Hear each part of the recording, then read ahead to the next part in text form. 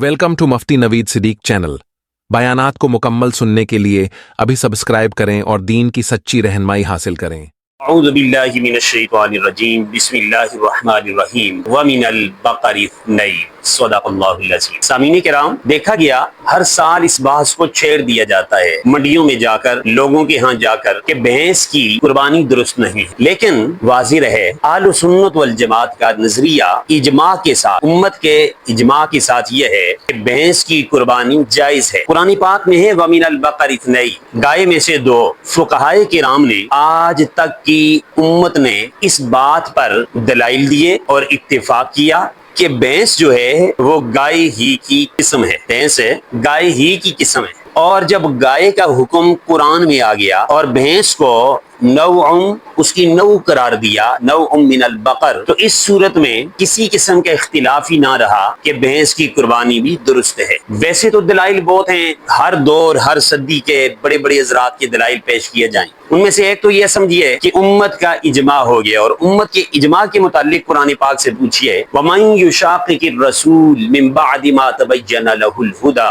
व यत्तबि' गैर सबीलिल मुमिनीन, जो बंदा अहकामात के वाज़ेह हो जाने के बाद जब रब के अहकामात जान ले, रसूल के अहकामात जान ले, जब उसे पता चल जाए कुरान और सुन्नत यह है, जो फिर भी यत्तबि' गैर सबीलिल मुमिनीन, सबसे पहले जो अल्लाह और उसके रसूल की मुखालिफत करे, और फिर वयत्तबि' गैर सबीलिल मुमिनीन, इजमाए उम्मत के इनकार करे, नुवल्लिही मा तवल्ला व नुस्लिही जहन्नम, फरमाया उसका ठिकाना जहन्नम है, जिधर फिरा हम उसे फेर देंगे और उसको जहन्नम में दाखिल करेंगे। इजमाए उम्मत के इनकार नहीं किया जा सकता। आइमा में से देखिए जरा, बड़े बड़े इमाम गुजरे हैं और आइमा मुज्तहिदीन हैं। इमाम अहमद बिन हंबल रहिमहुल्लाह ताला, आपसे पूछा गया अल जवामीस तुज्ज़ी अन सबअतिन, कि क्या भैंस में 7 हिस्से किए जा सकते हैं, यानी छोटे जानवर में बकरी, भेड़, बकरा, इनमें चूंकि एक एक हिस्सा है, तो गाय, ऊंट, भैंस, इनमें 7 हिस्से हैं। तो आपसे पूछा गया कि क्या 7 ऐसे किए जा सकते हैं भैंस के भी?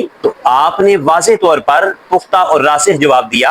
आप फरमाने लगे ला आरिफु खिलाफ हादा, मैं इसके मुतालिक किसी किस्म का इख्तिलाफ मेरी नजर में नहीं है और ना ही समझता हूँ। कोई आज तक किसी का इसमें इख्तिलाफ है ही नहीं है, आज तक इसमें किसी का इख्तिलाफ नहीं। आपकी ये बात भी बता रही है कि भैंस की कुर्बानी दुरुस्त है। इसी तरह दीगर अगर आप देखना चाहते हैं तो अल्लामा अबू बकर मोहम्मद बिन इब्राहिम ने जिक्र किया, वो फरमाते हैं वो अजमाउ अला अन्ना हुक्मल जवामीस हुक्मुल बकर, कि भैंस का जो हुक्म है ये गाय के हुक्म में आती है। दीगर हवाला जात है, सैकड़ों हवाला जात इस वक्त मेरे सामने है, लेकिन चूंकि फकत बात समझाने के लिए इतनी बात अर्ज कर दूं कि भैंस की कुर्बानी दुरुस्त है। भैंस का इसी तरह जो मुज़क्कर है भैंसा, उसकी कुर्बानी भी दुरुस्त है, आप कुर्बानी कर सकते हैं। और कुरान और सुन्नत से, इजमाई उम्मत से और आज तक के तमाम उक़ला, तमाम दीन को समझने वाले, तमाम दीन के उलमा, तमाम मुहद्दिसीन, मुफस्सिरीन और तमाम डिक्शनरीज में इसके दलाइल मौजूद हैं। तो इसलिए किसी किस्म का तरद्दुद के शिकार आप ना हो, आप अपनी कुर्बानी दीजिए